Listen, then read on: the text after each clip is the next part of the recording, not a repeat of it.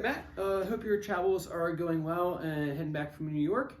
I figured since I was sitting here waiting on Zoom, I'm not sure if you were going to make it or not. I figured I might as well make a video for you. That way you kind of get a little something to work on this week. And as always, you're more than welcome to shoot me over a message or send me a video if you want me to look at anything. I'd be more than happy to and give you some feedback. So cool, man. Basically just like two things I want to talk about today, but I think they're big topics. So let's go down the list. First one is phrasing a musical line, just continuing on our odyssey through improvisation. And then number two, comfortably numb. Step number one. I know I sent you the notes last time, the handout last time, and my game plan today was to, after doing some technical work, some musical ideas, is to talk about that. So I'm going to give you the first step on what I want you to do with that tune this week in terms of soloing. So cool. So the first thing is phrasing a musical line. So we've done like a lot of numerical patterns with the sequences. Basically, what you end up with is basically 1 to 5 note patterns. Is basically what it boils down to. We use them in pentatonics, and we also use them in the modal fingerings that we'll eventually get to. So concept number one is just like take one of the sequence patterns, like 1 to 5. Let's just pick 3 because let's do 4. So I'm gonna be in A minor pentatonic. I'm gonna be here in box number 1. So I'm not gonna do anything crazy. And all I'm gonna do is 1, 2, 3, 4. And so there's a concept that you have that you can do that's called fragmentation.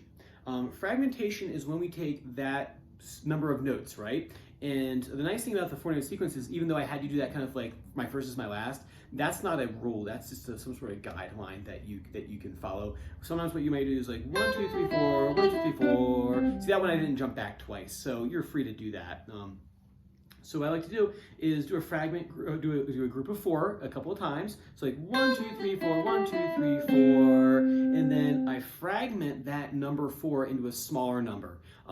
This time I have an example as 2.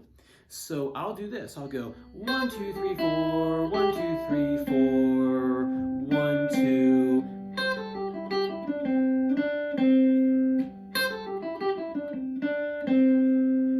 So that way it kind of breaks up the monotony. It's still a sequence, but I've broken up the monotony of because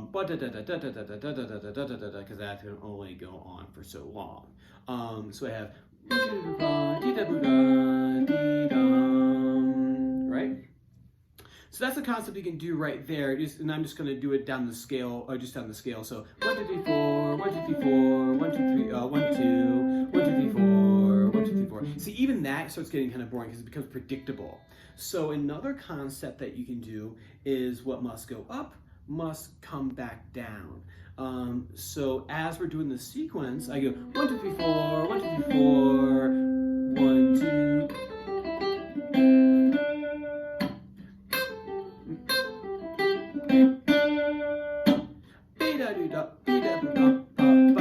See what I did that time was I did the numerical pattern 4, and then I did concept number 1, which is fragment that number to a smaller number and combined it with concept 2, a change in direction.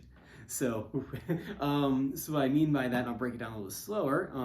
So I go 1, 2, 3, 4, 1, 2, 3, 4, 1, 2, 3, 4, and a change in direction. I go back up with it 1, 2. And I sing it while I do it.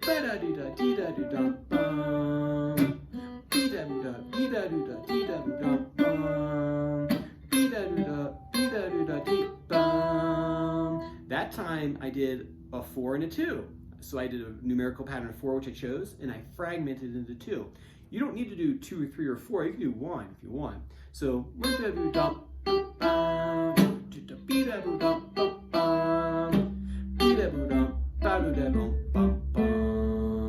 right?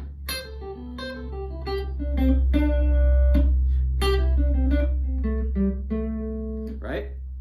So cool. So in that case, in that situation, what I did there was group of 4 and a group of 2.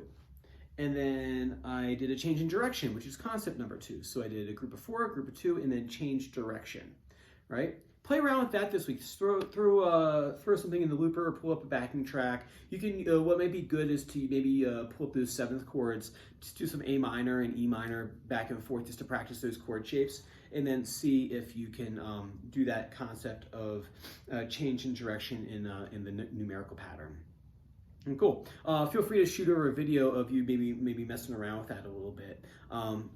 And if you feel up for it, what you can do is maybe throw in what we talked about last time, which was a guitar effect. So if I might do a 4, 1, 2, 3, 4, 1, 2, 3, 4. Hammer on vibrato. So slide that time.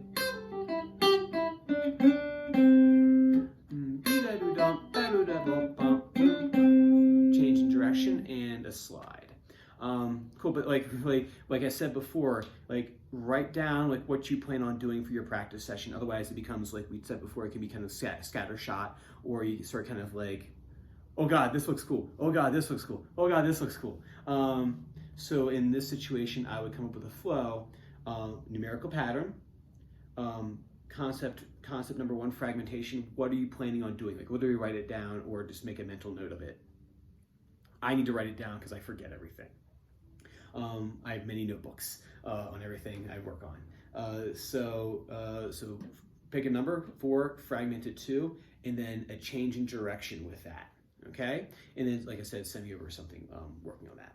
All right, cool. And then number 2 is comfortably numb. The first thing that we should do in this solo is learn the chord progression, because otherwise you're learning licks, but you won't know how to like disassemble them and reassemble them in some other chord progression or song that you want to use those solo licks with.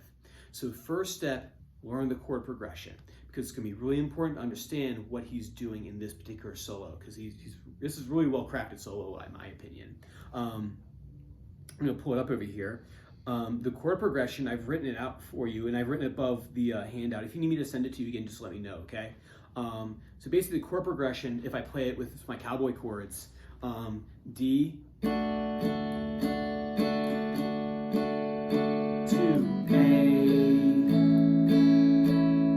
nice and easy, D, A, and then we go to C, because I sing the notes that way I know where the solo is going. And I go back to C, and I sing it, and I sing the notes just because that way I hear where the chord is going. Like I said before, remember we did before with the target tones, you want to sing them. That way your ear knows like where it's supposed to, your ear will tell your fingers where they're supposed to land, right? And I know in jazz, like they'll have 50 billion chords, and there'll be some like crazy extensions on there. For something like this, it's nice, easy triads. There's 4 chords. It's a nice training ground for this.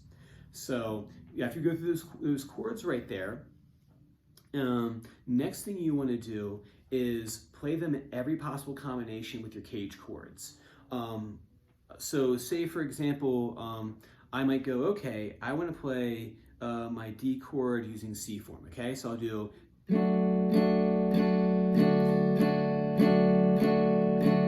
then A using E form.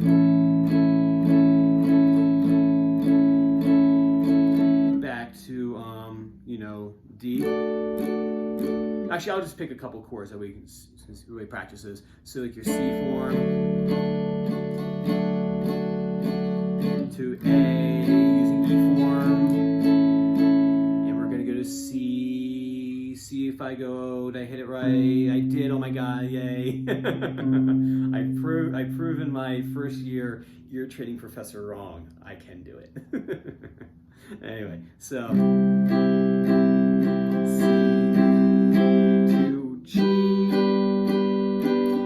see what I'm doing? I'm just taking these cage chords and this very simple chord progression, 4 chords, and I'll find all different ways of playing it. You can write them down, you can just try to remember them, so you can do it that way too. Let's see here. So in this one right here, just to kind of give you a taste, of what we're going to do with it, because we're about out of time, is that, so for the first thing that happens in the solo is a rake. He rakes through, and that's another technique we can add to our list of guitar effects too. In this case right here, he's raking on 11, 10. Don't worry about that 14 quite yet. Let's talk about just what happens there.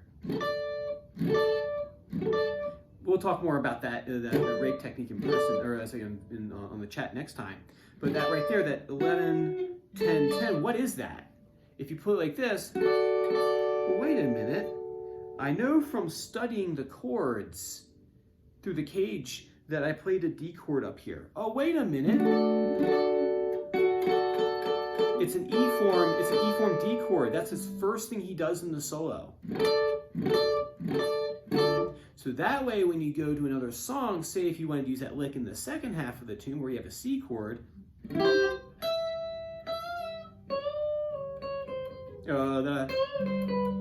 you go. Wrong key. Or you can change up the rhythm if you ever wanted to. You say like something. But we can talk more about that next time because we're out of time. So, so go through the chord changes, and if you want to start looking at the tab and seeing if you can kind of dissect and figure out like how, like why is he playing 14 there on the A chord? Why is that? We'll talk more about that next time. All right, my man. So go ahead and shoot me over any questions you have. I'm more happy to answer, and I will see you same time next time. Bye.